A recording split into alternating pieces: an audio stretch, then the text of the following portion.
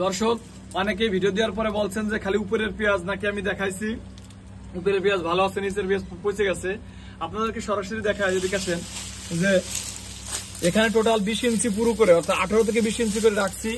আপনারা জানেন যে আমি এই যে বানা দিয়ে নিচে হচ্ছে বাঁশের বানা, তার নিচে তালের আড়া দিয়ে মজবুত করে শক্তপোক্ত করে একটা চাং নির্মাণ করেছি এবং এখানে অনেক পুরো করে পেঁয়াজ রাখছি। আপনারা দেখেন, সরাসরি আপনাদেরকে দেখাবো যে দেখেন যে মাশাআল্লাহ নিচ পর্যন্ত খুঁজছি, এই যে বানা বের হয়ে গেছে। দেখো বানা দেখাতো, দাঁড়াও নিচে নিচে দেখান, এই দেখো নিচে আলো আলো হয়েছে না, একেবারে নিচের গরু দেখা যাচ্ছে, হ্যাঁ নিচের ফলো দেখা যাচ্ছে। আপনারা দেখেন যে মাশাআল্লাহ পেঁয়াজ এই বছর ভালো আছে, আরো ভালো থাকতো যদি এই বছর অতিরিক্ত বৃষ্টি না হইতো, পেঁয়াজের রস না আসতো, তাহলে পেঁয়াজ আরো ভালো থাকতো।